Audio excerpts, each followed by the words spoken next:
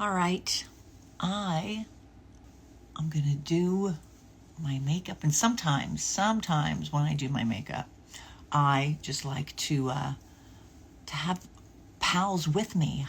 All right, so no makeup. So first thing I'm gonna do is I'm gonna do a little toner. And look, I own the goddamn company, and you'd think I would be more stocked here at my own house. In the morning when I wake up, I don't always re-wash my face. If I did a really good wash, as I did last night, I don't go and do another wash. But I do a toner, and our toner doesn't have alcohol. It's aloe, cucumber, comfrey, tamarind seed, and it just sort of gets off the sweat of the night. And I went for a bike ride this morning, did 10 miles, very proud. I mean, that's really nothing, but so what I'm taking off is sunscreen. There's a little sunscreen. So just doing that. Now I'm going to put on, we have a product, salicylic acid with witch hazel and comfrey, panthenol. And it's very interesting because, I would use this if I was feeling a little extra oily.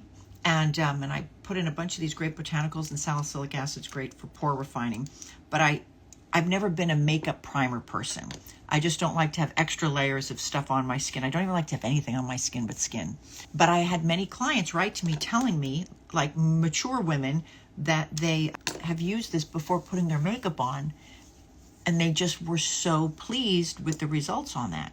So I literally, you learn from your customers all the different ways people use things.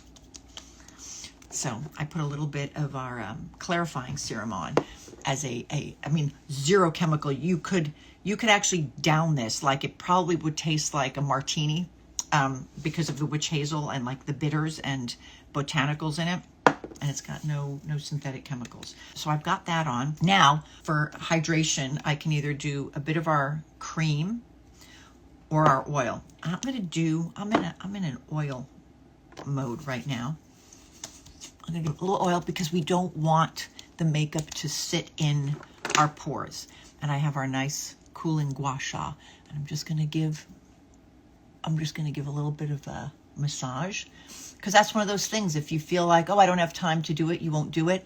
You don't need a lot of time. Just get in there and just like wake up your face. It's like someone coming over and massaging your back, rubbing your feet. Like every little bit helps, right? Wakes it up, creates blood flow. You can see, that red coming in there, the metabolism's being picked up. And then go down here for drainage, up there. So it's like giving your face and your body a great hug and moves fluids around. Okay, you know what? And that was good enough. Okay, I'm Sicilian, so that means comes with dark circles. So I'm going to put a little bit of our eye gel, and I mixed, this is Kevin Aquan Concealer. And what I like about it is it's super pigmented. It's thick, which means you don't need a lot, and which means it actually, I need something that could cover a tattoo. God darn it. I had this tattoo put so it wouldn't be obvious for when I do acting jobs, and now you can't even see it. Okay, I have a tattoo on my finger just to show you. It's a infinity symbol. So it's getting it on my ring. I'm trying to show you, of course the color is not right, how it works. So it's almost like tattoo remover. Tattoo concealer. In my 20s and 30s, when I was acting a lot in Los Angeles and worked with a lot of makeup artists, they had special makeup for tattoo coverage. And I'm like, oh, that's fantastic. And I used it once under my dark circles, and it was beautiful. So anyway, long story to say that I'm a fan of the Kevin Aquan because I can just spot handle where I want my concealer. Right in this little area here. Get a little more. So it's good to kind of brighten up areas that tend to be red and and a little shadowy. And right here, you know, as we age, it gets a little downturned, so a little bit of brightness in that area helps. A red chin, you know, I did a good exfoliation last night. So I'm not trying to do like a full-on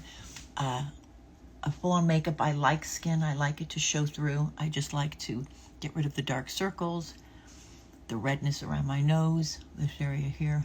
I mean, I guess at the end of the day, it's like I put on a lot, but really I didn't. Fantastic.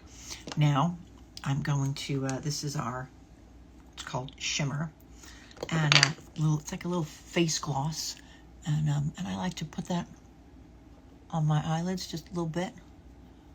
Rub that around. It gives like you got a little sun kiss, like you were laying in the sun and you didn't have to actually lay in the sun, and it gives you like that natural eyeshadow, because I'm not a good eyeshadow person.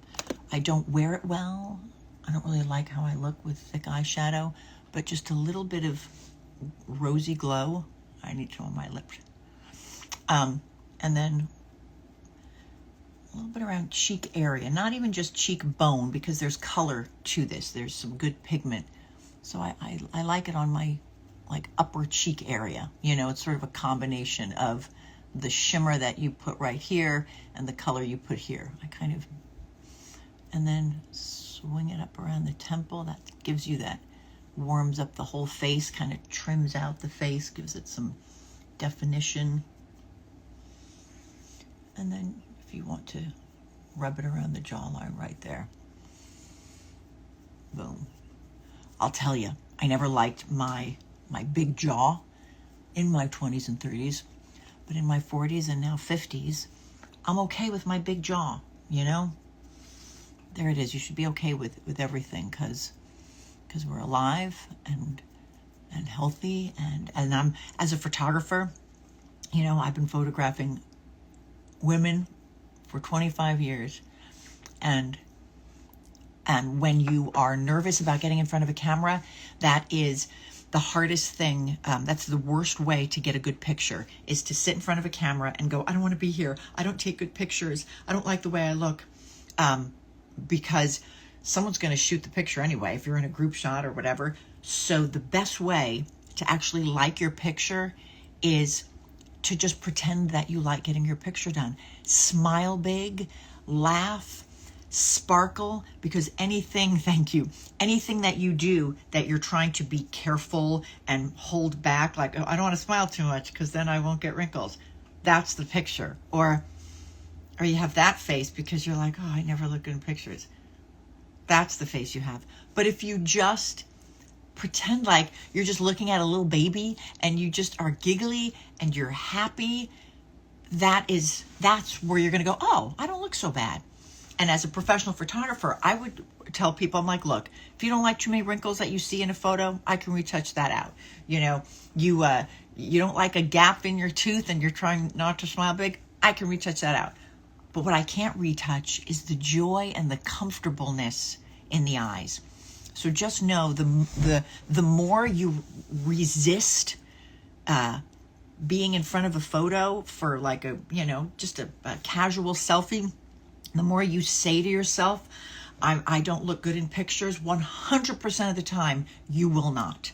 So you might as well just change the viewpoint, because it's free. It's free to change your viewpoint, right? It doesn't cost any plastic surgery at all to just go, you know what?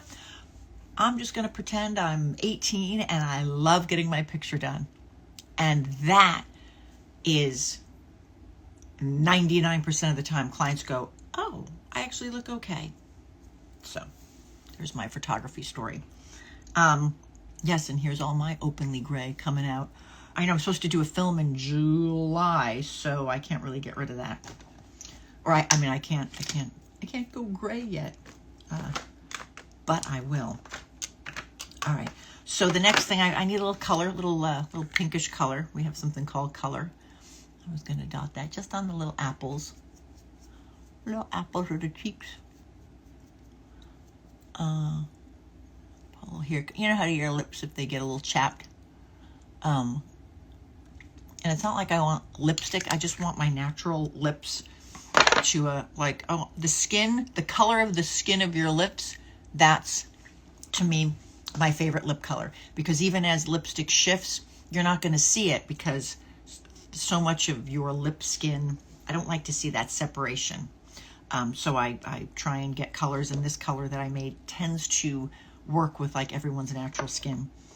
All right, my favorite eyebrows. I love to do eyebrows. You always want to make sure that that you get a good beginning and a good end. It's like when you're singing, right? If anyone knows Eddie Izzard, his whole bit, when you sing the national anthem, you know, have that good beginning and that good end. Most women, their lashes tend to recede back. You want to keep it getting close to the nose there because it widens and extends your eyes. I only just have like a few little hairs there, so I'm gonna kind of fill them in, and I tend to use deep browns with grays. Even though the hair is kind of black, I don't like to go too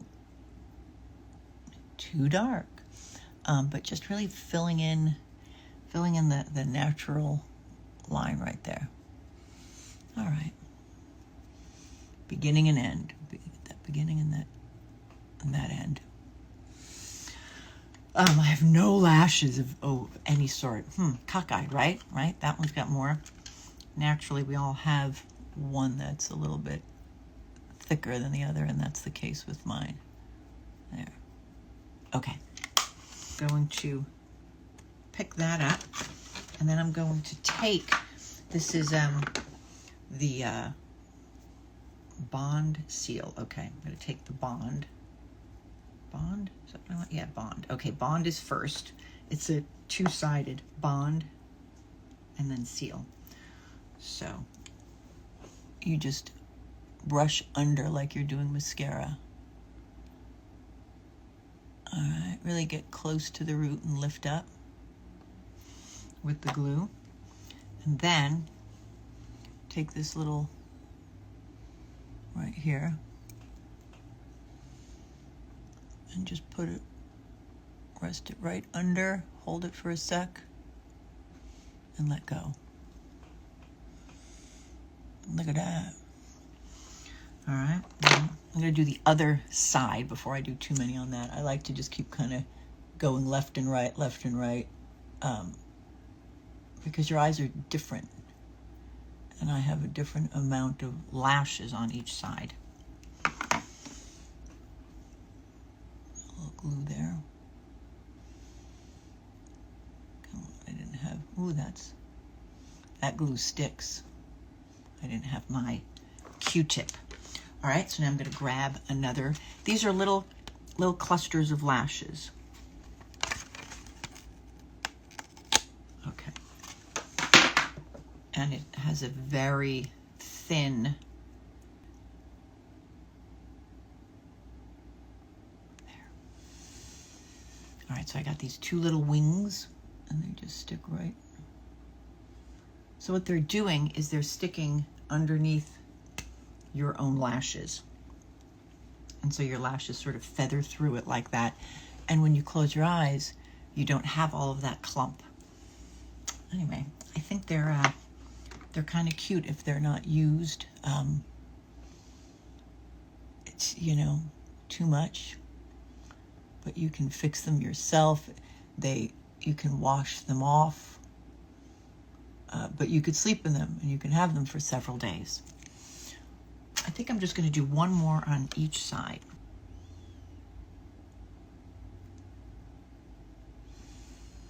All right.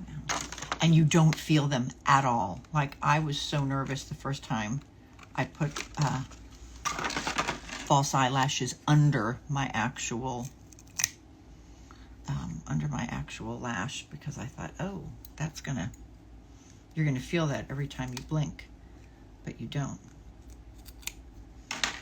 You don't feel it at all, right? You don't feel it at all. But these are really thin, super thin. Sometimes a little hard for this old broad to see. I don't know. And again, when you close your eye, you're not seeing anything. So, and you feel nothing, and it just gives a little wing out right here, and it was pretty darn fast. So yeah, that's the craze for this. What is this called? Oh, falsified, falscara. So I could put, a couple others, and it's just super fast, thank you. Yeah, it is. It really is. It's, they sell it, you can Amazon it. Oh, and then you're supposed to put the seal. So the other side has the seal. And so you just kind of coat that, a couple of brushes. And that just sort of helps it to stay, so that if like you sneeze and your eyes get watery, it's not going to dangle off. All right, thanks for hanging out with me while I do my makeup. I'm off to a carnival at a school called Delphi. We sponsored the Bouncy House, our company. Come on, how fun is that? If you're going to donate money to kids, why not it be to help them get the Bouncy House for their fundraiser carnival?